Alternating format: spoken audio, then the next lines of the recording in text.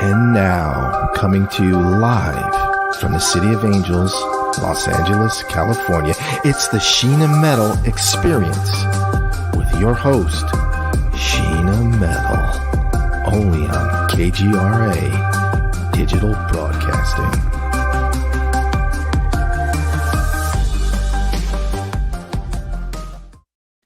Hi, and welcome to the Sheena Metal Experience, coming to you live on KGRA Digital Broadcasting every Friday at 3 o'clock Pacific Time. I'm your host, Sheena Metal.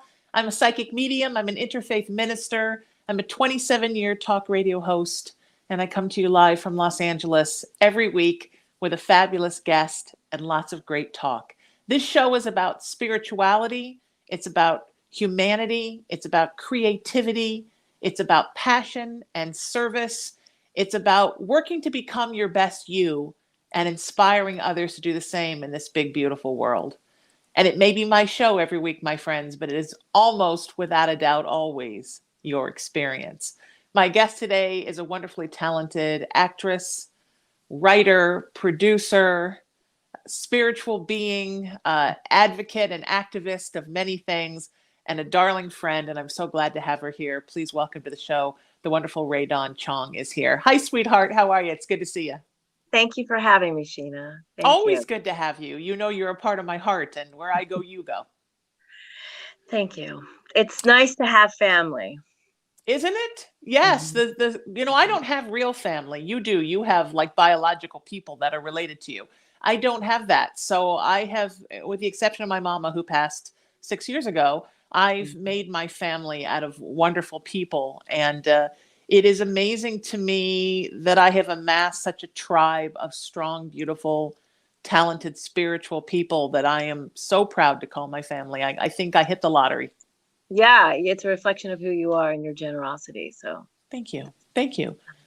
We were both talking about, I want to talk a little bit about how spirituality plays into creativity for you. But let's start out by talking a little bit about what we were talking about before the show started, that I didn't know about you, and you didn't know about me, but both of us really since the end of February, right, which is when the Pluto return astrologically kind of really kicked into gear, have been sort of going through this sort of melancholy, reflective time of reevaluation and assessment and trying to make sense out of the world and the universe. And tell me about yours. Well, it was sort of like what's the use is, like, that whataboutism that they say when someone says, well, your guy sucks, and what about when whatever. It's called whataboutism. I felt like my period after I finished shooting something down in New Orleans, I felt like all of a sudden I entered into what's the use? What's the useism? What's the use? What's the use of writing this?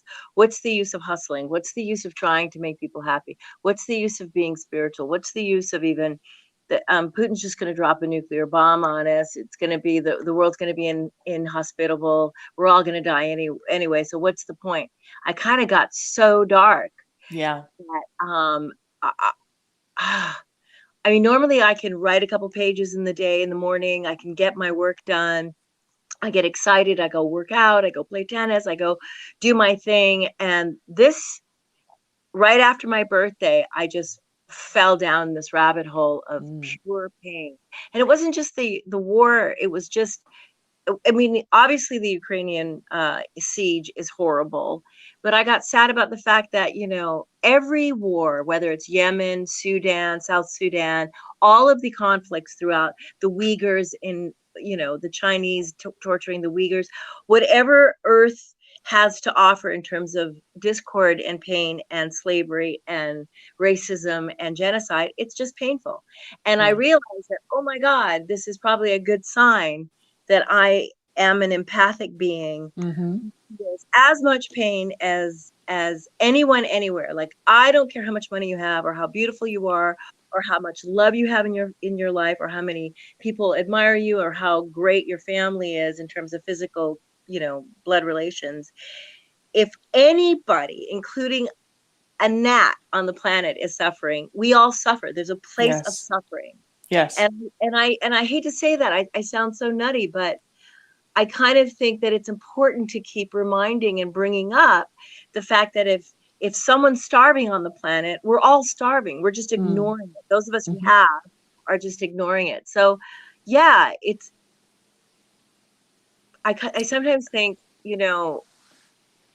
when I hear like Joe Biden say we're going to accept 100,000 Ukrainians, which is fantastic. But I say, what about the 200 million South Americans that are disabled and need to have a place? What about all of the immigrants everywhere? Yeah. What about the Haitians? What about, the Hondurans and the, just all the disappeared? I mean, I don't understand how we can just be incredibly generous to one race and not generous to everyone. I don't get it.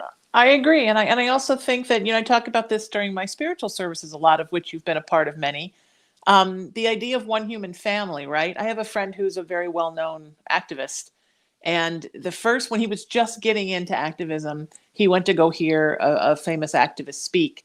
And she started out her talk by saying, if you're here to support my cause, you're in the wrong place. If you're here because you realize that your cause is also my cause, and my cause is also your cause, then you're in the right place. Yeah. And I think that we forget to think about that, right? And Yeah. you would think that something like COVID, right, that really leveled the playing field where everybody on the earth was fighting the same enemy and it was a virus, would have better shown us that we are one human family, that we all have the same needs and wants and vulnerabilities, and we need to be loved and we want to feel important and we need food and water and shelter. But we are so worried about ourselves and what happens to us.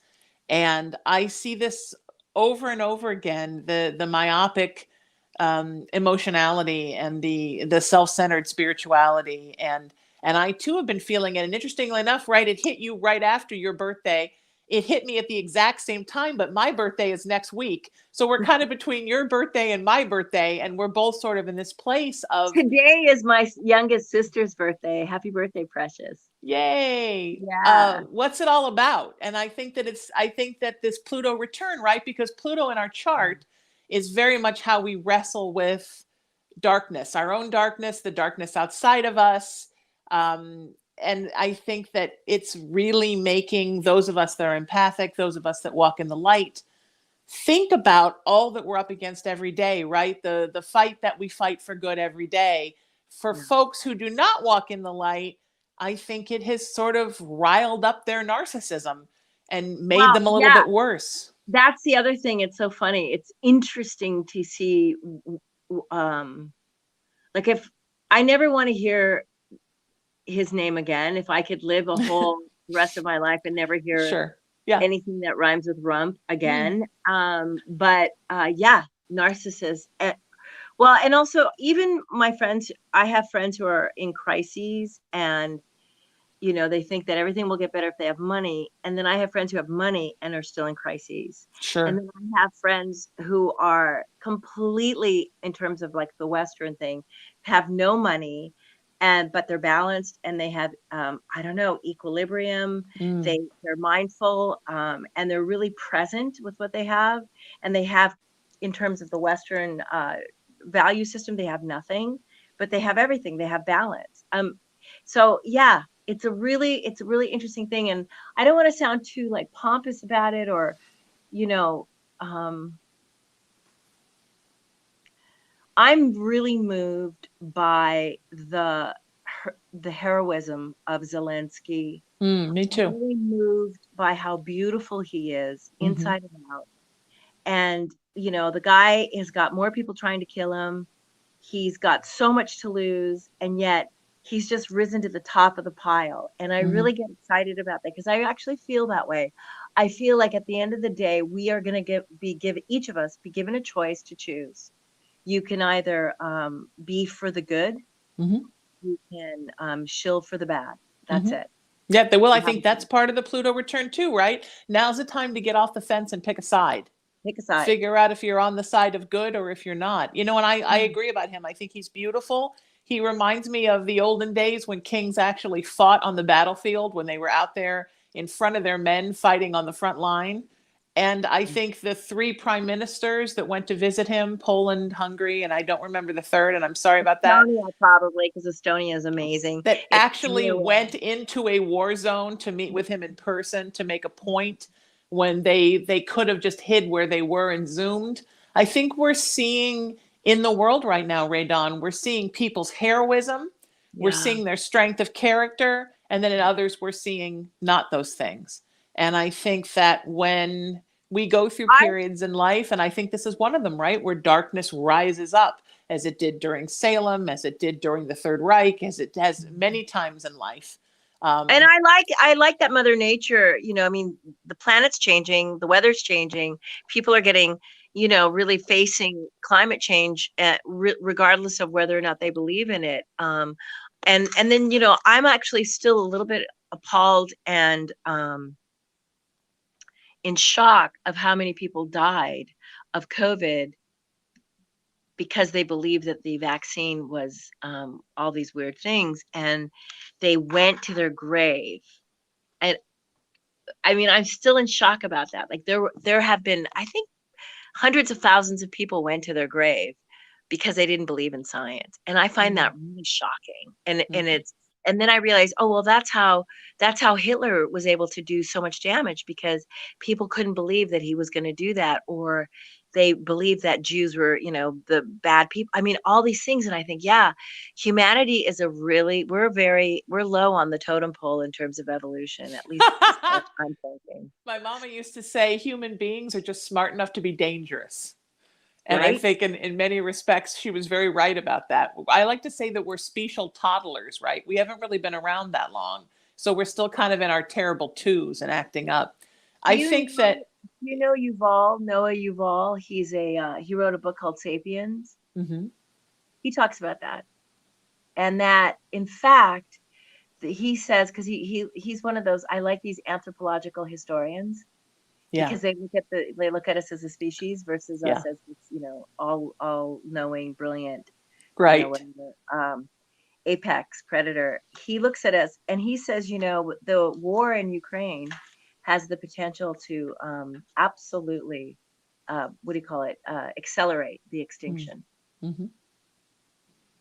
Mm-hmm. I agree.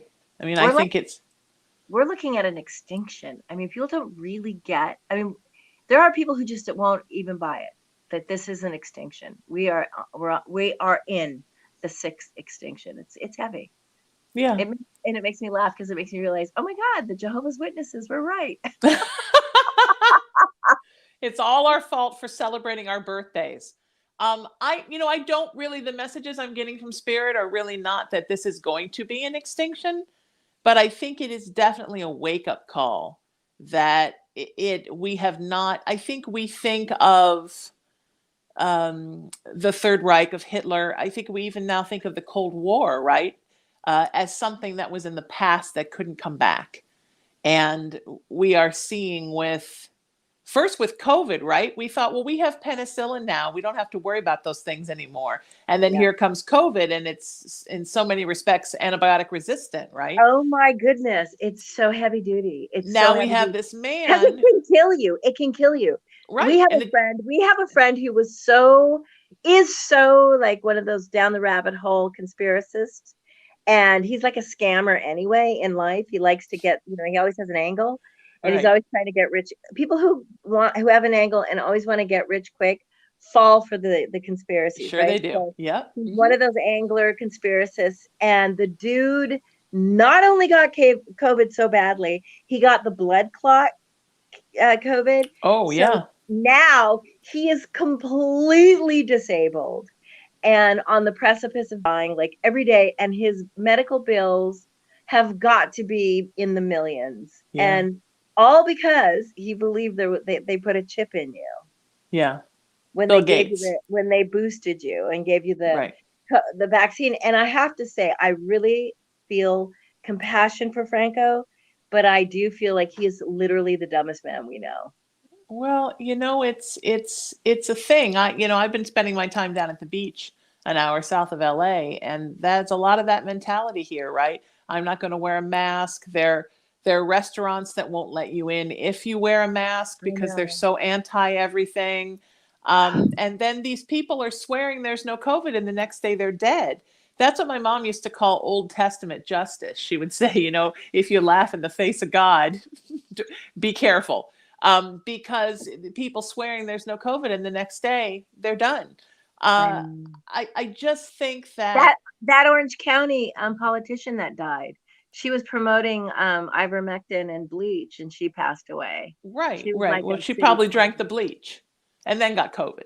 Yeah, it's you just have to be so. Look, I'm not a person who will tell anybody you have to be vaccinated or not, but I do tell people, look, if you're at any risk in any way, please stay away from people. It's pretty easy to do now. You can order Amazon Fresh and you can get everything delivered to your house and you can watch Netflix, and there's no reason why you need to go out amongst people.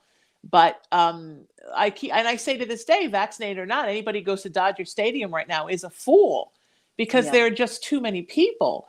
But yeah. I actually went to Mardi Gras, and there were a lot of drunk people without masks. yep. And I'm boosted, and we got it COVID here in our house, but we're both boosted, vaxxed and boosted.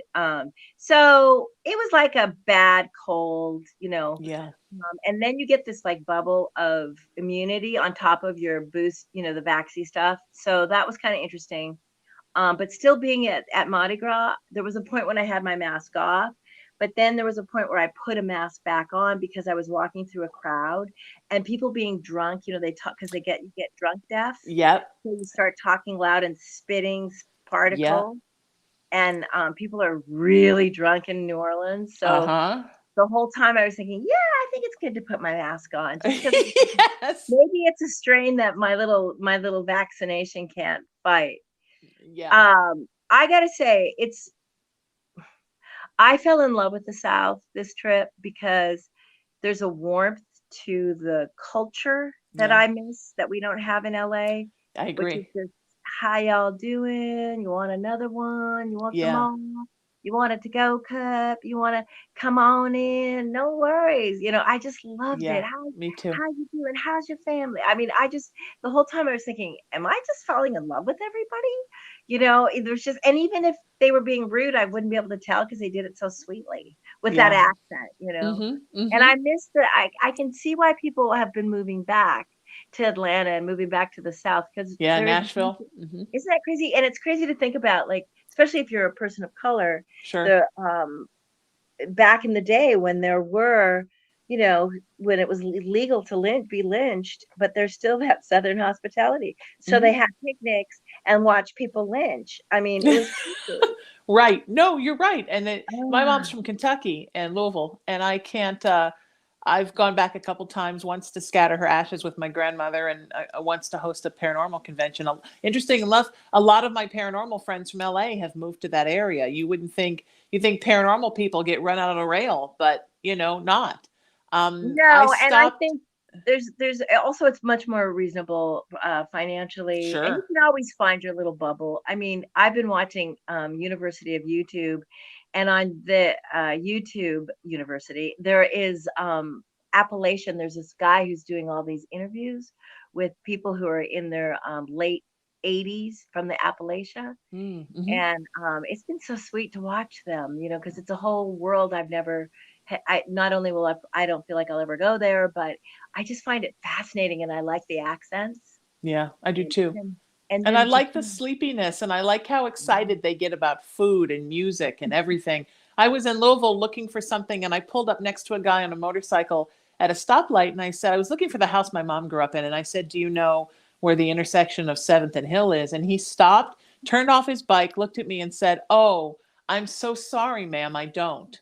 I mean, anywhere else you'd get like just somebody wave their hand at you, or they just keep driving.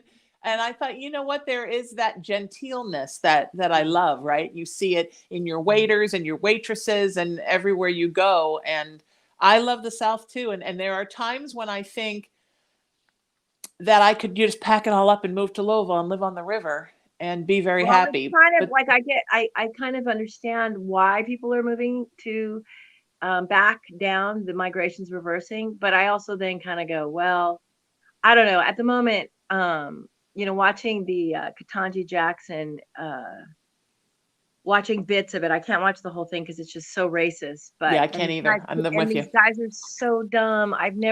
There should be tests. If you have to take a test to drive a car and you have to take a test to do someone's hair, you should have to take an intelligence test to be a politician. I Honestly, agree. I agree. These people are frightfully stupid. I mean, it's shocking. And then obviously they're for sale because the things they're voting on, the things they're doing. And to hear Mitch McConnell, who's got to have like 5 more minutes left on the planet. I mean, even if you don't believe in God, aren't you a little worried about transitioning and being such a slug? I Well, mean, I yeah, think people are, but I just think that for so many people, and I've seen this growing up in the entertainment world, and now I see it in my time in the spiritual world, which I thought would be different, and it's not. so People it's are so so entertaining. fueled by Yeah. ego and greed and jealousy. I mean, that's really what it's about. Everybody wants to be the best, they want that power, and they all run with their egos, and it's all about how much money can I make. And so I think these kind of people, like you said, they can be morally and spiritually bought, and they don't want anyone to come in and change their status quo. I remember I had a friend once that said that this country is even more misogynist than it is racist, and it's really, really racist. And I think that's kind of true. And I see the racism in her hearings, but I also see the misogyny, Yeah. like the mansplaining kind of a thing, Well, And one of my mother-in-law, my ex-mother-in-law, is a historian, and she was, one of the 12 apostles of Harvard in Mm, history. She ran the department and could pick people. She was a big mucky muck, and she said to me during Obama's Hillary Obama election, mm, she said they will pick a black man over a woman. That's how it absolutely. is in Hmm. this country. She says she's not going to win. She Hmm. said he's wonderful. She said, but she said it's that thing, that female anti-female thing. Hmm. It's pretty powerful. Hmm. I was just reading the article on Deb Haaland. She's in charge of the Bureau of Land Management. She's also a Native American. And I was just reading the history. And of course, you can't read anyone's history, particularly of color, being female, without bursting into tears, because it's just so massive how much she's accomplished with very little. Yeah. They said she has a zero net income. I mean, because she's just always had paycheck to paycheck, but Right. she is the Sure. head. She's been, she is the head of all these incredible things, including Indian affairs. And the work she's doing is incredible. And it's shocking that it's the first time a Native American, but it's not shocking because it's America. And it's just crazy. I mean, Sheena, we're living through interesting times. We're We living through are. the Right. gypsy curse. Yeah, and like how toddlers fight getting potty trained, right on. We're fighting that evolution, right? We're fighting our own ascension. Spirit is giving us everything to lift ourselves up, and we're like, no, we're people. We're not doing it. No, no, no, no, no. I So I have to think we're seeing now that discord between those that want to ascend and those that are fighting it, and we're beginning to feel the difference in the two groups. Well, yes, and I have to say, speaking of spirit, I had this. I don't know if it was from Thich Nhat Hanh because he transitioned this year, or it was from Byron Katie, but somebody somewhere I read, they said never worry about retribution, because how it works in the afterlife is that water seeks its own level, and Yeah. spirituality is like water. Hmm. So if someone is of a very low, thick nature and sort of genocidal, and murders like 60 million Jews, or is going Sure. up to Putin-ish level of genocide, or even Trump, but that when they transition, that it's not a question of punishment per se, but it is a question of there's only their experience in the unmanifest will equal to who they are at their core. Yes. And so you don't need to worry Yeah. about any kind of retribution or punishment per se. All you have to be confident in is to know that if this is who they are, then that is what they'll experience. And so even though in the what do you call causal plane, they get to met out so much misery. When they get outside of this into the unmanifest, they're going to experience what they give out. I agree. Yeah. And I think that's, true. I I mean, got that's comforted by it. I don't know if what, this is true, but I heard this and I liked it. I liked the thinking of it. yeah. What goes around comes around, right? I mean, I think you have to think of the physics of spirituality, right? The universe is a mirror. It reflects what you're putting into it. And I think we see that in our everyday lives, right? If you keep saying, I'm not going to get it, I can't do it, this person isn't going to love me, I'm not good enough, then spirit reflects that back at you. It's It's funny, the same Sheena. thing with the bad deeds, right? Those bad deeds, at some point, people who commit evil acts, whether it's a genocidal kind of thing or it's an evil act against one person, it's going to come back to you. Well, so there is, yeah, but I've always felt, yes, absolutely. And I have to say, um, uh, personally myself, I'm obviously, because I think just by virtue of my birth being mixed and everything, I've never fit Sure. in to one group. And recently, and maybe this is the Pluto thing happening, recently I've had to really take, well, I'm also writing a show that's based loosely on my life. So I've had to do this audit, this inner audit about, and I kind of feel, and it's kind of funny, but I feel like an extraordinary failure as far as representing the race, or if, whatever the race is, because I'm all these You're things. every race. Yeah, and so it's kind of a mess though, because it's like there's so much damage and trauma and ancestral trauma from my African American slave, African Canadian slave history. And so within the community of Blackness, and particularly there is so much trauma and so much pride, and we have to do 10 times the amount. I mean, look what Ketanji Jackson has to go through, and look at her record compared to, the rapey Brett Kavanaugh, or the creepy Amy Barron Cohen Barron. You just go, oh my God, what a Black woman has to do just to get a freaking job compared to anyone else. So Right.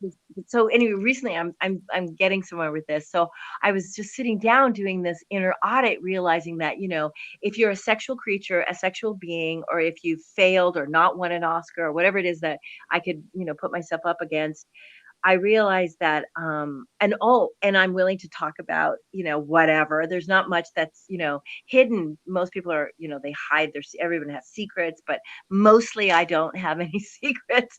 And I was thinking about this. I was thinking, I mean, sure, I must have some secrets, right? But probably not, because I feel like spiritually you should probably get it all out. But anyway, my point is, I have pretty much been, comparatively to like Ketanji Jackson, the Honorable, I have pretty much been a failure.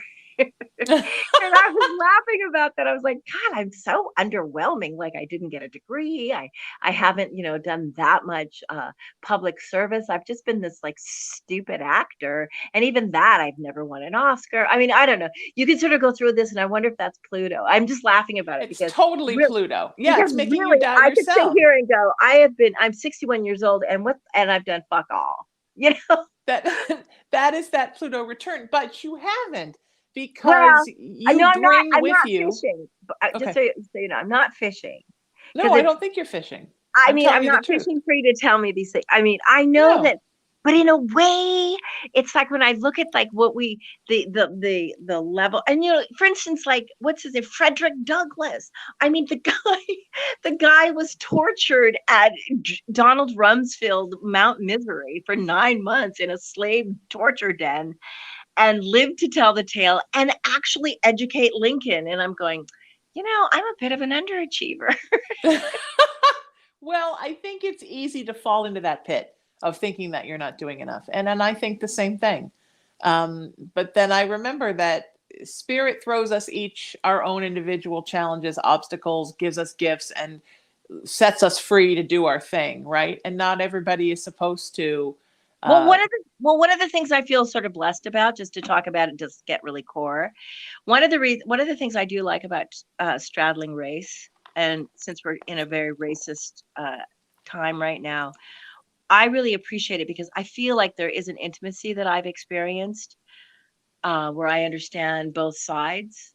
I understand the confusion, the trauma, the desperation on the African American, African Canadian side. And it's something I ran from in the beginning of my life, but I have completely embraced it and internalized it and recognized. And then I can also, I think, speak to, with good experience and authority, the white experience, because I've Mm. been allowed to bridge over by virtue of either romantically or just from family and Mhm. or from close associations with people who I genuinely believe love me and have allowed me to experience or have not seen me as my color or my race or whatever. Mhm. So that I feel like I've done both sides. And I feel like my use, my value as a human soul on this earth plane is to be able to say or to bridge the two experiences and come out with some kind of communication with that. Like in other Mm. words, it can be done. We don't always have to separate. We can actually bridge and not lose identity, but absolutely experience each other on the deeper planes. Absolutely. I mean, I think that we spend too much time trying to categorize everything. And I think you should have extreme pride in who you are and where you come from. But that can be all the different things. You know, if a cup looks like a cross between a mug and a drinking glass, it's still a mug and it's still a drinking glass. And those are both great. Do you know what I mean? We need to Absolutely. stop trying to make something Well, because well, sometimes, but you see, this is the thing that I will say about racism that is important, or being aware of identity. And this is something that I know that within the Black community, people who are activists and like Linese, people who want to hold on to their blackness, they want there to be a racial thing. They want to be considered this gorgeous, full cultural thing. They don't want you to whitewash or to erase the race, because the race is right. a big part of the identity. So it's to be able to hold the two, to be able to not separate, but actually acknowledge our differences. Because let's face it, we're all snowflakes. We don't want to be the same. Sure. Um, and we are struggling under white supremacy in a way, and misogyny Mm-hmm. in a way Mm-hmm. that is detrimental to the bigger song, or the tuning of Mother Earth. I agree. I agree. I guess I'm a glass half full person because I always think that it's so much better than it used to be. Like when I see Judge Jackson's hearings, I see them ask her questions, and I think, isn't it amazing that she got this far? Yeah. Because there was a time when you never even would have thought of that. So I look at the Supreme Court, and it looks a lot more. It's a small world than it did when we were kids, and I love that Although I story. look at the Supreme Court and I say, why can't Clarence Thomas be impeached? Why can't Kavanaugh be impeached? I mean, because he's just rapey and Well, creepy. that is true, but I Amy look at Coney, us. Amy Barrett can stay, I guess, but then we should expand it by at least 3 more, and then we can, at least even it up. I mean, it's just so gross. The Supreme Right. Court, and I actually feel like if we lose the upper court, we lose a lot of. I mean, it's good. Let me tell you something. In Singapore, which is what, a benign dictatorship. In Singapore, if a judge is caught being crooked, they get the death penalty. And in Mm, Singapore, they don't play. If you get the death penalty, you're dead in 7 days. mm. So I can see why the judges are very they're very honest in Singapore. Yeah, yeah. No, I guess that the messages that Spirit give me all the time is to always look at the good. And trust me, I can go dark like anybody's business, but I always keep thinking about the progress. I see her being interrogated by people, and I think it is disgusting in a lot of ways. But I look at her and I think, there she is, and I'm looking at her. I'm not looking at another white guy No, and being everybody interviewed. knows to ignore the static. Yeah. Everybody knows to ignore the static. It's true. I mean, I I mean, think I that think go ahead. just the fact that I can speak openly in this part of the state that I grew up in that was so conservative that, I remember the first time that I went to vote, the Republican stack was like this high, and there were like 3 ballots for Democrats. And I'm pretty sure that was me and my parents. And they kind of scowled at you when you said, now I can run up and down the streets of Orange County and announce that I'm a psychic medium and nobody bats an eyelash.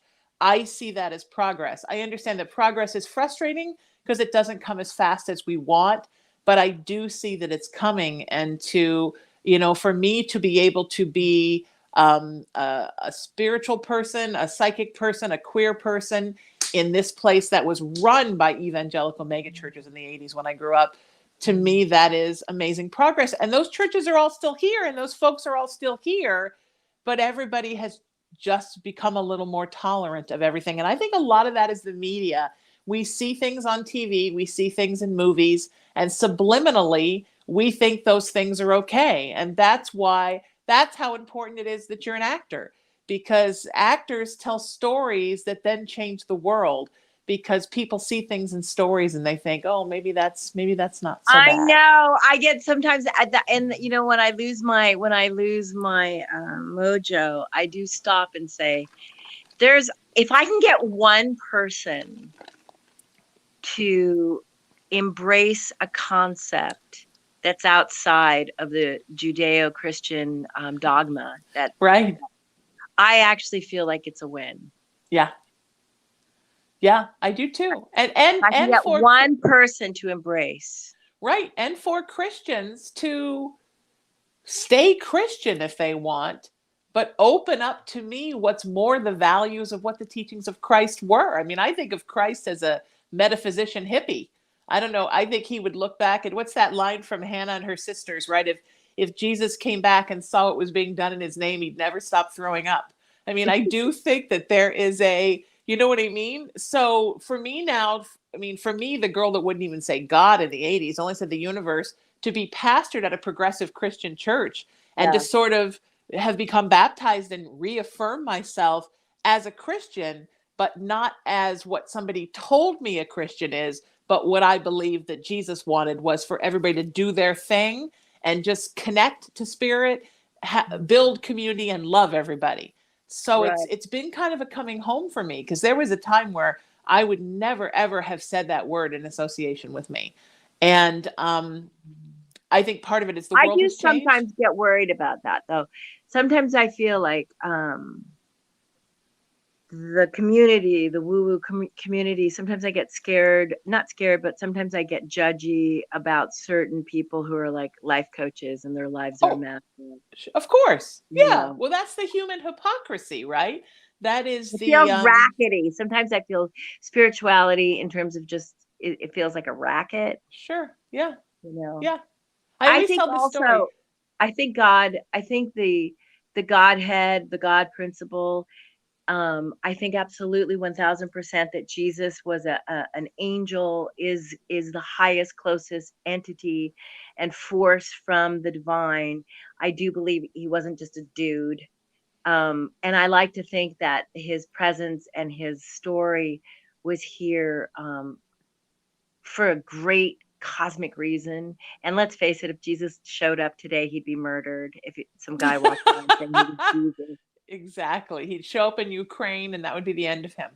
I mean, in a way, Zelensky, I hate to say this because it's like crazy, but there are things that he's doing that feels so guided by the higher forces. Oh, absolutely. I think so. Like he's embodying the Christ head in that respect. Yeah, I do. And I think, my mama used to always say when I was a kid, and I believe this now, that the Christ energy could pop into anyone at any time. And she would use examples like, Abraham Lincoln at the end when he became so about trying to pass the Emancipation Proclamation, Harvey Milk, Martin Luther King. I mean, it's like people just sort of get lifted up by this energy with their purpose, right? And then they are fighting and fighting. And Gandhi, they're fighting and fighting and fighting for that purpose. Joan of Arc, right? It's like little bits of the Christ energy pops into people. And I definitely think that Zelensky has it now because he's fighting for good. The whole experience, like even just the acceleration of the fact that the ego-based, absolutely virally ill human being named Putin, I feel like his monster has unleashed a flood of light. And that light has embodied the Christ consciousness. And I really feel like Zelensky, absolutely, no matter how long he stays on the planet. Because I actually don't think, Sheena, and I'm sure you agree, I don't think that we give enough credit to the importance of transitioning or the value of it. But but I think that we think of it as an ending, and I actually think that it's nothing. It's the opposite. It's the beginning. Hmm. Like we're here to do this work. Obviously, we're here, hello, together. But I actually think that the transitioning is not as end blackout, but as people like to think of it. Oh So God, no, no. yeah, I think it's just moving to a different state of, I talk about this all the time with my mom, that she and I commune, always right? had very high spiritual connection. And for the last however many years of her life, 20 something, I lived away. So mostly we saw each other because I was only an hour away, but I was also busy and she was too. And mostly we talked on the phone. And so when she passed, it wasn't as devastating as I thought, because it was, the ethereal connection was still there and the ability to communicate was still there. So it didn't feel like I lost her. It just Right, felt sort of like when someone moves somewhere else. And I think right. if we Yeah, thought of death more that way, we would fear it less. yeah, We would fear losing others yeah. less. And we would understand that it's all about connection and communication. And that's not just for those that are living on the earth. Yeah, and I actually think that that's one of the beautiful things about being ill when people get illnesses, that it's an opportunity for us to just recalibrate and reset. Hmm. And sometimes we're not supposed to be here for a long time. We're supposed to be here for like 5 minutes. So I mean you see it sometimes in the kid ward of the cancer wards at kids hospitals. You Hmm. see these little beings and you can tell they're pretty centered. Yeah. Even though they may be, shedding their body soon. Yeah. But I like to think this way anyway, because otherwise, what a horrible place to be. If when you see babies being blown up, you're like, whoa, whoa, whoa, whoa, whoa. Why would I design this? And then I think, oh no, I'm an angel, and I came back to spread the word. I'd like to think that, even if it's not true. Yeah. No, I think that's absolutely true. I lost a friend yesterday, Oh, and I'm sorry. young, to cancer. And Mm. I Did was I know them? so Was it I someone I don't think know? so. No. I was so honored that uh, I knew her, and I was thrilled when I went to her Facebook page. I mean, sad to find out she had passed, but she had written this beautiful post for someone to post at the time of her death that basically said, "Thank you all for being in my life. I love you all. I fought hard, but I have. It is now is the time for me to transition. Be happy for me." I mean, isn't Yeah, that beautiful that she yeah, sent this beautiful goodbye that yeah. basically said, don't cry for me, Don't be cry. happy Yeah, for me, yeah, because I'm now out of this body and on my way. yeah, And, I wish you all love and luck, and I'm still around. I mean, I think that was the most beautiful way to transition with such grace. yeah, Um, yeah. and it's hard. I mean, I kept thinking when I was reading it, how hard was it for her to write this, knowing that she was almost definitely going to die? I mean, that's a I lot. think of this every day. I mean, I actually think we should be living like this could be it, because you never know, right? Yeah, So, I agree. I'm I just think trying to think, like, is there anything that we do every day that we wouldn't do if we knew we only had a day? If you only had a day to live, what would you do that would be different? Probably a yeah. lot. You'd probably call everybody and tell them how much you love Yeah, I them. just love people. I just go find everybody I love and I would love them. And I Oh, think that COVID has given us such a wonderful opportunity to do that, right? It gave us this reset where we didn't have to be five places every day, and we yeah. could just be spending more time loving other people. And Yeah, also it spending time, it deepened my relationship with my boyfriend. that's good, I right? never in all my, in my whole life, I never thought I would ever, spend that much time with one man. Right? But COVID gave Yeah. you that opportunity that we all got to step out of our public lives for a little while and clean out the storage unit that's up here and figure all our stuff out and open up those boxes and look at stuff. And I think for a lot of people that was very frightening. I think for all of us in some ways it was a little, wow, that's stuff I haven't dealt with in a long time. But I it was know, right? necessary. It gave the whole world a reset. And I think that even coming out of it and going into this war, we're all looking at it very differently I because we have know. had that time to have that self-assessment, right? Yeah. Sheena, this is so nice to talk to you. It's always nice to talk to you. So tell me something while we're talking about something on a lighter note. How for you, how does your spirituality play into your art? So when you get up in the morning and you're writing pages for your upcoming Well, project, is wait. Let me just tell you something how it started. So I was working like crazy. I was the it girl in the 80s, and I couldn't yep, feel anything. I couldn't feel sad. I didn't feel happiness. I didn't feel love. I didn't feel any kind of satisfaction. I was so out of body bad. I just had what I was a walking nervous breakdown. It just like all of a sudden I realized that everything in my life was hollow.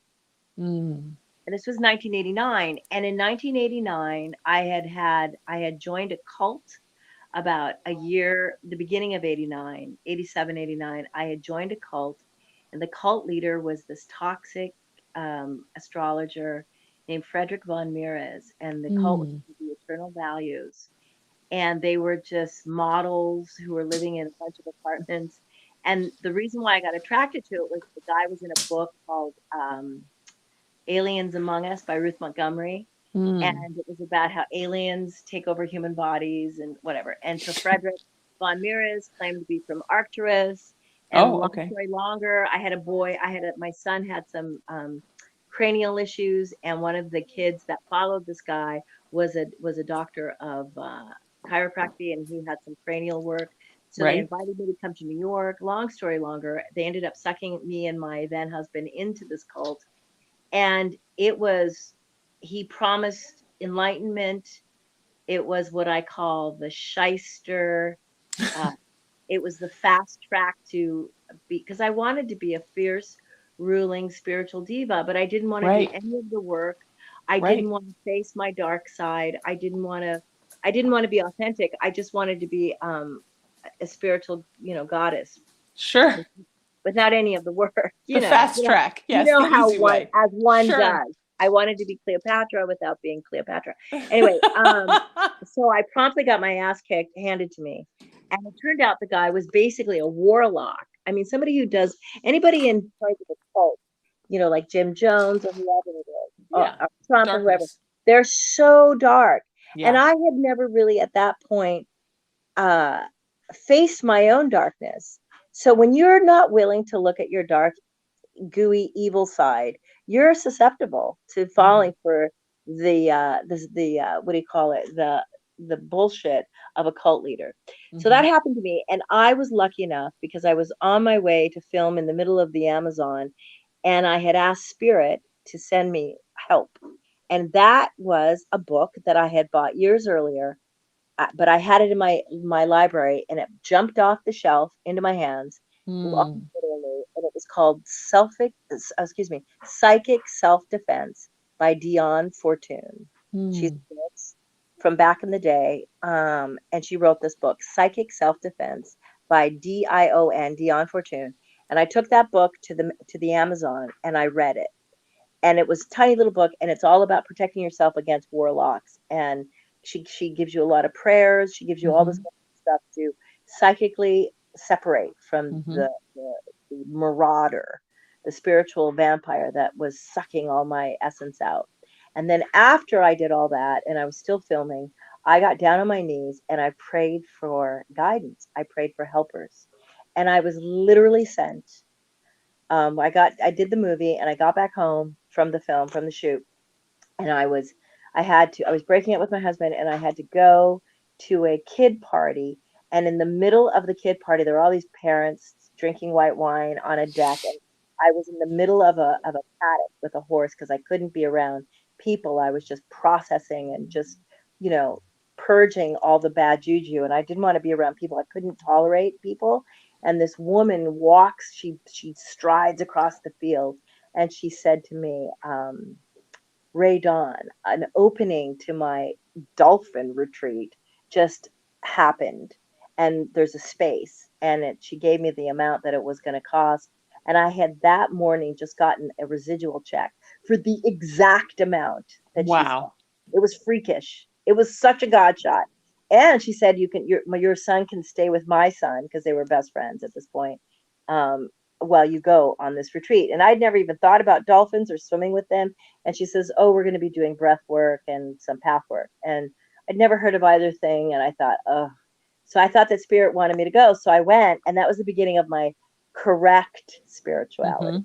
I got I got cleansed by the dolphins and swimming every day. We were there for 7 days. So every day we did a swim with these beautiful pod of dolphins, and they were fantastic. And it's pretty important to be in the water with a big giant cetacean, because I'm pretty sharky. And it was the first time that I had to, surrender to the blue and then this huge big beast. And they're very physical. They want to just get all over you. It was really, really They're cool. very tactile, right? I've heard that. They want to touch just you and they rub want to their have face sex. on They you. want to And have sex with you, and they're trying to get your flipper in their flipper. Anyway, I but that wasn't the best part of the retreat. The best part of the retreat was that Nadia Beck was the leader, and she had a way of just zeroing in on everybody's bullshit in a way that I'd never heard before. There was about 15 of us, and it was unnerving. And I would stay after. Everybody else would be given assignments and sent away. And I stayed with her, and I said, I want to know what you know. How come you say stuff and you use certain words, and she said, oh, it's called path work, and I study it. I'm a helper. And I was like, what is path work? And then she handed me this book, it's channeled material from a woman named Eva Parekos. There are these spirit sends guides, and they crack through some people, and they like the Seth materials. And this was the same thing, but it was the guide lectures, which is another group of souls that spoke through Ava. And Ava was this Greek woman in upstate New York. Anyway, it's 324 lectures. I actually read them. I've been, for the pandemic, once a month, I read one of the lectures. So I'm on lecture 25 on my YouTube channel. So if you guys want to, it's beautiful. If you want to hear them, I have none of my own schmear in it. I just read straight up the lectures. I don't comment. I don't give you my interpretation. I just read the lectures, and that's all I do, because it's the kind of material where it's psychological and it's spiritual. And I felt lucky because I would ask the universe, send me helpers. So I got Nadia Beck, Kim Rosen, and Sage Walker were the three witches.